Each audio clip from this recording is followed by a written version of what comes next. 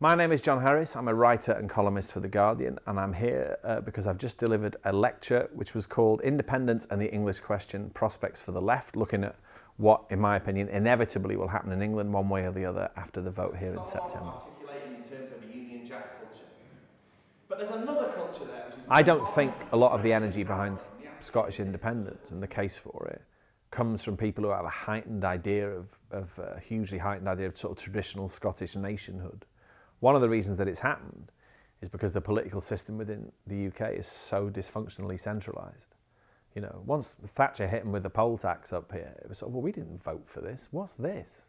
You know, and even despite devolution, the reason that something like the bedroom tax is so toxic here is because it represents this distant power centre in Westminster imposing itself on somewhere. And that's true equally of the northwest of England, the northeast of England, where I live, the southwest of England. Now I don't think that weakens the case for Scottish independence at all. I think that's you know, you here, a body of people, you've got the chance to go, right? And restore democratic legitimacy to the way that you're governed. I personally would jump at the chance. But that doesn't mean at the same time that a probably less dramatic, less thoroughgoing version of it can't be given to the northwest, the northeast, southwest, southeast even. I mean, it's all of England needs this. Because London, you know, particularly in the context of a political class which sort of reproduces itself now, feels like a very distant, cloistered, isolated thing that lords it around. I don't want that. I want to know that the people making the most of the decisions that affect my life are a little closer. Thinking about England and its institutional arrangements and what England is as a political entity will clearly come on the agenda if Scotland votes to go independent.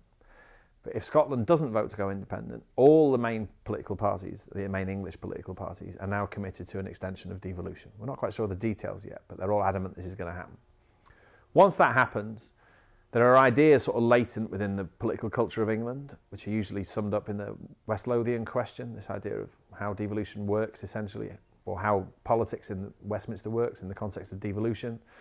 The Tories have that phrase, English votes for English laws, that idea that once devolution has happened, there are certain things, very important things, that only English MPs should have a say on. All of this is in the culture, let alone a huge sort of revival of interest in England and Englishness, culturally speaking.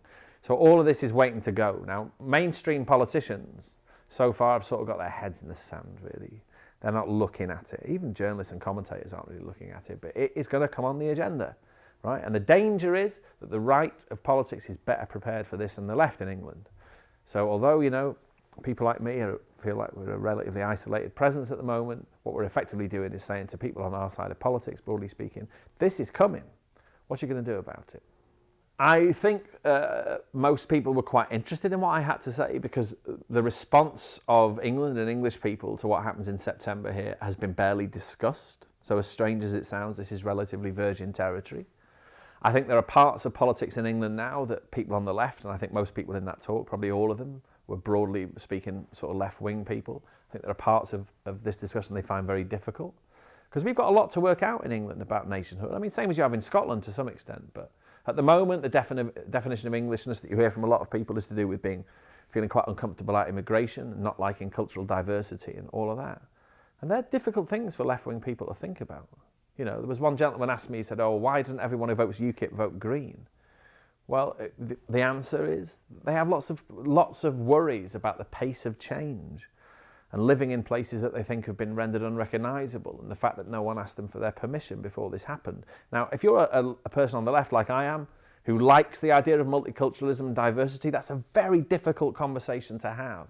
But we're going to have it, and I think Scotland and what happens here will be part of the trigger for that. It's not going to be easy at all, but it's unavoidable. Someone said to me, are you optimistic or pessimistic? I said, that's not really the issue, you know. It's a bit like Christmas. I don't really like Christmas, but it happens every year. There's nothing I can do about it, so I might as well make the best of it.